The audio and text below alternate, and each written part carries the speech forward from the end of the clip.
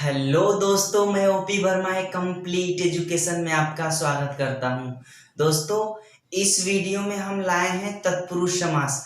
पिछले वीडियो में हमने अव्ययी भाव समास क्लियर करा दिया है और इस वीडियो में हम देखेंगे तत्पुरुष समास, जो कि किसी भी परीक्षाओं के दृष्टिकोण से बहुत बहुत इम्पोर्टेंट है। तो चलिए दोस्तों, स्टार्ट करते हैं इस वीडियो में तत्पुरुष समास।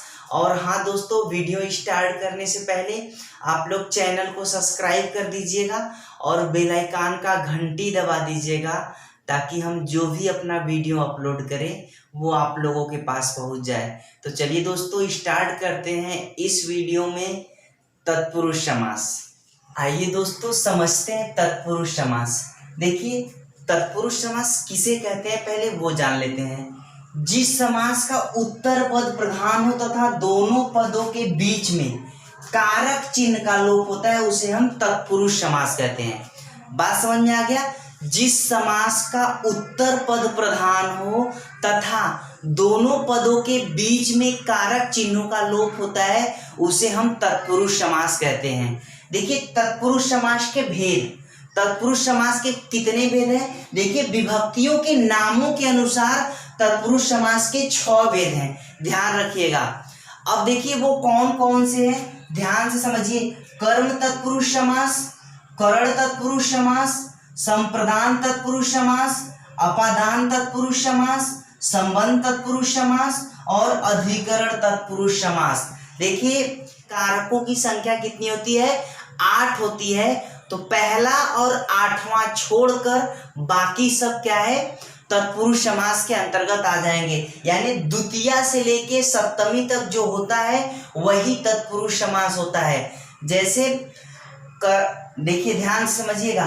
कर्ता ने कर्म को करण से या के द्वारा संप्रदान के लिए, आपादान से अलग होने का भाव, संबंध काके की रारे रे नाने नी, अधिकरण में पर। ये जो होता है, ये जो हमारा कारक चिन्ह होता है शिम, उसी पर ये हमारा बैठेगा। बात समझ में आ गया? अभी हम आपको एक एक करके समझा रहे हैं, ठीक है? आइए दोस्तों, इसमें हम पहला देखते हैं कर्म तत्पुरुष समास। देखिए, कर्म तत्पुरुष समास में क्या होता है? इसमें कर्म कारक की विभक्ति को का लोप होता है। बात समझ में आ गया? कर्म कारक विभक्ति में को का लोप होता है, ये आप ध्यान रखिएगा। देखिए, जैसे ये हमारा समस्त पद देख लीजिए, समस्त पद एक तरफ है और एक तरफ समास विग्रह है। ये देखिए, जेब कतरा है ना, जेब कतरा। जेब हमारा पूर्व पद है, कतरा हमारा उत्तर पद है। देखिए, जेब कतरा का जब हम समास विग्रह करेंगे तो जेब को कतरने वाला, तो जेब को कतरने वाला यानी एक तरफ जेब और एक तरफ कतरना। जेब कतरने के बीच में को कारक, यहाँ पर लोप है, यहाँ पर को का लोप है और यहाँ पर को का आगमन हो जा रहा है, यानी जेब को कतरने वाला। जब आप समास विग्रह करोगे तो वहां पर क्या हो जाएगा?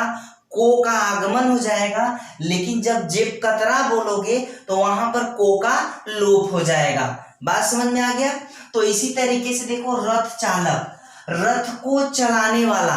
देखो, रथ चालक, यहाँ पर को का क्या हुआ है? लोप हुआ है। जब समास विग्रह कर रहे हैं तो को का आगमन हो जा रहा है, तो रथ को चलाने वाला। ग्रामगत, ग्राम को गया हुआ।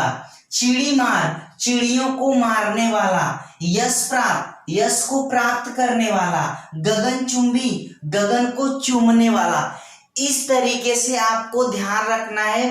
कर्म तत्पुरुष समास में को का लोप होता है, समस्त पद में को का लोप होता है। जब समास विग्रह करोगे तो उस को का आगमन हो जाता है। बात समझ में आ गया? क्लियर है? आइए दोस्तों, दूसरा देखते हैं करण तत्पुरुष समास। देखिए, इसमें करण कारक की विभक्ति से या के द्वारा, से या के द्वारा का लोप होता है। फॉर एग्जाम्पल देख लीजिए आप लोग। देखिए, एक तरफ समस्त पद है और दूसरे तरफ समास विग्रह है। देखिए, सबसे पहले शोकग्रस्त। देखिए, शोकग्रस्त, इसमें जो कारक है, कारक चिन्ह का लोप है। कारक चिन्ह का लोप है। क्या लोप है? जब इसका समास विग्रह करोगे तो शोक से ग्रस्त यानी से लोप है। बात समझ में आ गया? तो से इसमें लोप है, यानी शोक ग्रस्त में से क्या है? लोप है। जब इसका समास विग्रह करोगे तो शोक से ग्रस्त, इसमें ध्यान देना है आपको, से आएगा या फिर के द्वारा, इन्हीं दो कारकों का क्या होता है? लोप होता है। ध्यान से समझिए, भयाकुल, भय से आकुल, से है ना उसमें। देखिए रेखांकित, रेखा से अंकित, करुणापूर्ण, करुणा से पूर्ण, मदांध, मद से अंधा, मन चाहा, मन से चाहा, सुर रचित, सुर के द्वारा रचित या सुर द्वारा रचित दोनों आप कह सकते हो। तुलसी रचित, तुलसी के द्वारा रचित या फिर तुलसी द्वारा रचित, इस तरीके से भी बोल सकते हो। बात समझ में आ गया? आइए तीसरा देखते हैं, संप्रदान तत्पुरुष समास। देखिए इसमें संप्रदान कारक विभक्ति के लिए का लोप होता है, ध्यान रखिएगा। देखिए एक तरफ समस्त पद है और एक तरफ समास विग्रह है। तो देखिए जैसे यहाँ पर प्रयोगशाला, प्रयोगशाला में किस चीज का लोप हुआ है? किस कारक का लोप हुआ है? जब इसका हम समास विग्रह करेंगे तो प्रयोग के लिए शाला, अर्थात इसमें के लिए क्या हो गया है? के लिए का लोप हुआ है। तो जब इसका समास विग्रह करोगे तो वो कारक चिन्ह अर्थात के लिए आपका पुनः वापस आ जाएगा। समझ में आ गया? तो देखिए स्नान घर, अगर इसका समास विग्रह करोगे तो स्नान के लिए घर, यज्ञशाला, यज्ञ के लिए शाला, देशभक्ति, देश के लिए भक्ति, परीक्षा भवन, परीक्षा के लिए भवन, हथकड़ी, हाथ के लिए कड़ी। बात समझ में आ रहा है? इस तरीके से जितने भी शब्द रहेंगे, जितने भी आपको दिखाई देंगे शब्द, इस तरीके से वो सभी के सभी संप्रदान तत्पुरुष समास के अंतर्गत चला जाएगा। आइए हम लोग चौथा देखते हैं। आइए दोस्तों चौथा देखते हैं, अपादान तत्पुरुष समास। देखिए इसमें अपादान कारक की विभक्ति से का लोप होता है, बस उसमें क्या होता है? अलग होने का भाव छिपा होता है। ध्यान से समझिएगा, इसमें अपादान कारक की विभक्ति से का लोप होता है, लेकिन उस शब्द में अलग होने का भाव छुपा रहेगा, ये ध्यान रखिएगा। जैसे धनहीन है कि नहीं? अलग, यानी धन से अलग, धन से अलग हो रहा है ना, तो यानी ये हमारा इस तरीके से जितने भी शब्द रहेंगे वादान तत्पुरुष समास के अंतर्गत चले जाएंगे। देख लीजिए, धनहीन, धन से हीन, से विभक्ति का इसमें लोप हो रहा है, लेकिन इस शब्द में क्या है? अलग होने का भाव दिखाई दे रहा है। बात समझ में आ गया? देखिए पथ भ्रष्ट, यानी पथ से भ्रष्ट, ऋण मुक्त, ऋण से मुक्त, ये देखिए ऋण से मुक्त यानी अलग होने का भाव दिखाई दे रहा है ना, तो ये हमारा, इसका जब समास विग्रह करोगे तो ऋण से मुक्त हो जाएगा। तो से तो आएगा ही, लेकिन इसमें अलग होने का भाव आपको दिखाई देगा, ये बात ध्यान रखिएगा। देखिए गुणहीन, गुण से हीन, पाप मुक्त, पाप से मुक्त, देश निकाला, देश से निकाला, यानी इस तरीके से जितने भी शब्द आएंगे जिसमें अलग होने का भाव यदि दिखाई दे तो वो हमारा 100% किस में जाएगा? अपादान तत्पुरुष समास के अंतर्गत चला जाएगा। बात समझ में आ गया? चलिए हम नेक्स्ट देखते हैं। आइए देखते हैं पांचवा संबंध तत्पुरुष समास। देखिए इसमें संबंध कारक की विभक्ति का, के, की का लोप होता है, यानी का, के, की का लोप होता है, ध्यान रखिएगा। देखिए एग्जाम्पल में देख लीजिए, जैसे इधर हम समस्त पद लिखे हैं और इधर समास विग्रह किए हैं। ध्यान दीजिए, राजपुत्र, राजपुत्र में किस शब्द का लोप है? का लोप है, यानी कि राजा का पुत्र। राजाज्ञा, राजा की आज्ञा। पराधीन, पर के अधीन। राजकुमार, राजकुमार का समास विग्रह क्या होगा? राजा का कुमार। देश रक्षा, देश की रक्षा। शिवालय, शिव का आलय।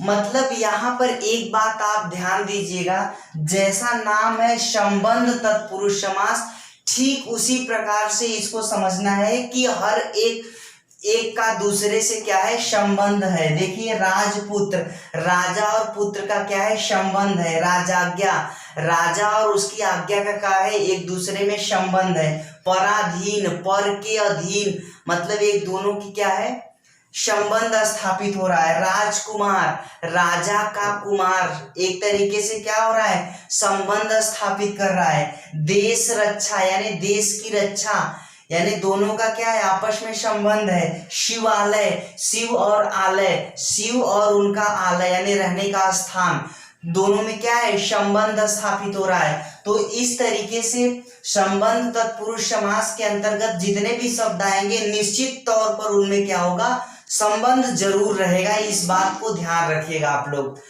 आइए दोस्तों देखते हैं छठवां, अधिकरण तत्पुरुष समास। इसमें अधिकरण कारक की विभक्ति में पर का लोप होता है, में और पर का लोप होता है, ये ध्यान रखिएगा। जैसे देख लीजिए, एक तरफ समस्त पद है और दूसरी तरफ समास विग्रह है। देखिए शोकमग्न, शोकमग्न, इसमें किस चीज का लोप हुआ है, में का। शोक में मग्न, अगर हम पूरा सेंटेंस देखें तो शोक में मग्न अर्थात समास विग्रह वही हो जाएगा, शोक में मग्न। लोकप्रिय, लोक में प्रिय। पुरुषोत्तम, पुरुषों में जो उत्तम होता है उसी को हम क्या बोलते हैं, पुरुषोत्तम बोलते हैं। आप बीती, आप पर बीती, यानी जो खुद पर बीतता है उसी को हम बोलते हैं आप बीती। गृह प्रवेश, गृह में प्रवेश। धर्मवीर, धर्म में वीर। कला श्रेष्ठ, कला में श्रेष्ठ। यहाँ समस्त पदों में या फिर पर का लोप हुआ है। जब हम इसका समास विग्रह कर रहे हैं तो उसी में या पर का होता क्या हो रहा है, आगमन हो जा रहा है। बात समझ में आ गया। ध्यान दीजिए दोस्तों, हमने तत्पुरुष समास के 6 भेद कंप्लीट कर दिए हैं, लेकिन नोट ध्यान दीजिए, तत्पुरुष समास के उपयुक्त भेदों के अलावा कुछ अन्य भेद भी हैं जिनमें प्रमुख नई समास है।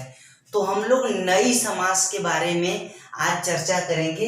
इसको भी तत्पुरुष के अंतर्गत ही काउंट किया जाता है, लेकिन आपको यदि परीक्षाओं में पूछ दे कि समास की संख्या, समास के कुल कितने भेद हैं, तो आपको 6 ही मारना है। ये जो है ये एक्स्ट्रा, ये आपका एक एक्स्ट्रा है, अभी इसको उसमें काउंट नहीं किया जाता है, लेकिन ये नई तत्पुरुष समास के अंतर्गत ही आता है, ये ध्यान रखिएगा।